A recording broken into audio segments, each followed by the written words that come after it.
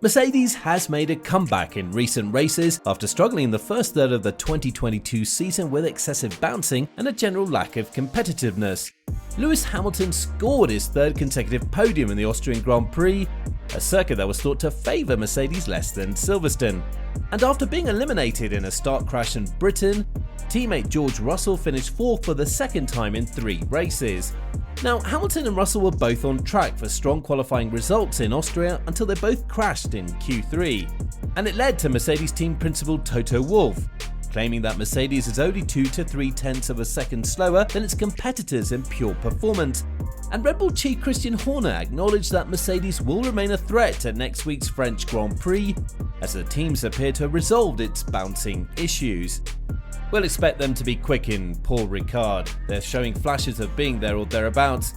The last 2 races have been pretty decent for them, and there's been no sign, I think, of any porpoising at all, so they seem to be slowly bringing themselves back into the game. However, Horner believes that having Mercedes join the battle with Red Bull and Ferrari would be beneficial to fans. I think they'll be a contender. They keep consistently scoring points. I'm not sure how far off they are in the Constructors or Drivers' Championships at the moment. Sometimes to have more cars in play is a good thing, sometimes it might be a bad thing. But I think for the fans it's great to have 6 cars competing for victories.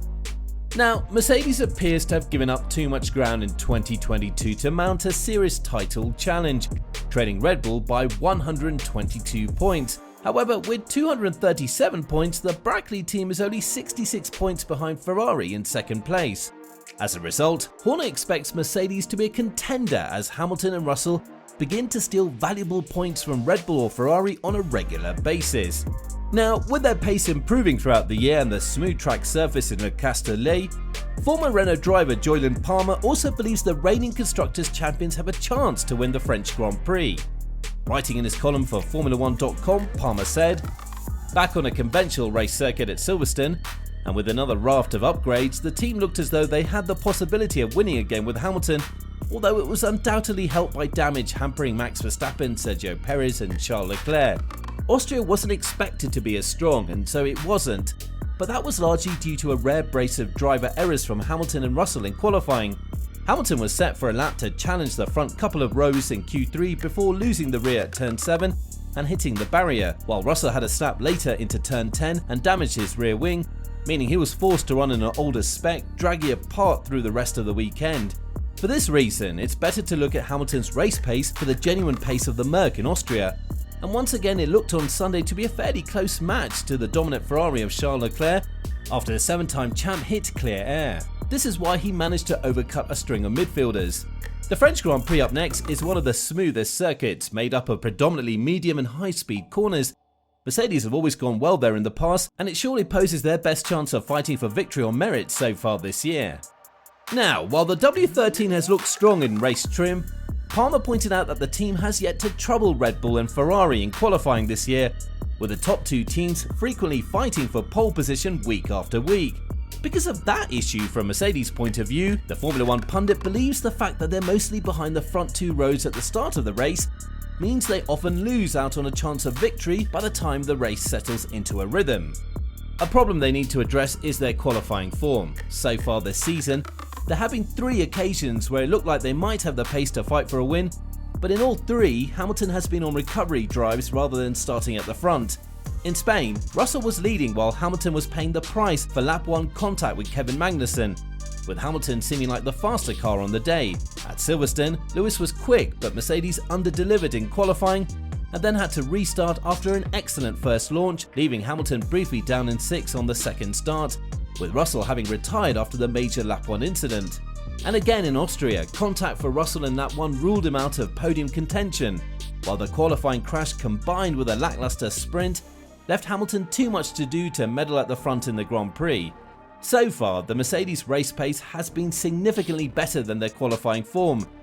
If they hope to win in France, they must show more one-lap pace on Saturday to get themselves in the mix at the start. It's one thing having race pace to match the leaders, but when you concede as much track position as they're doing at the moment, a victory fight will always be tough, and that is what cost them in the last couple of races. So, Mercedes and Lewis Hamilton have had a more difficult start to the season in previous years, but both have maintained enviable records in the 2022 season. Mercedes is the only team to have scored points at all 11 rounds of the championship thus far, helping them to a solid third place in the constructors' standings. Hamilton and George Russell have finished in the top 10 on 9 of these occasions. Now, the only exceptions are the Emilia-Romagna Grand Prix, where Hamilton struggled to overtake Pierre Gasly and finished 13th, and the British Grand Prix, where Russell was forced to retire due to a dramatic first lap incident.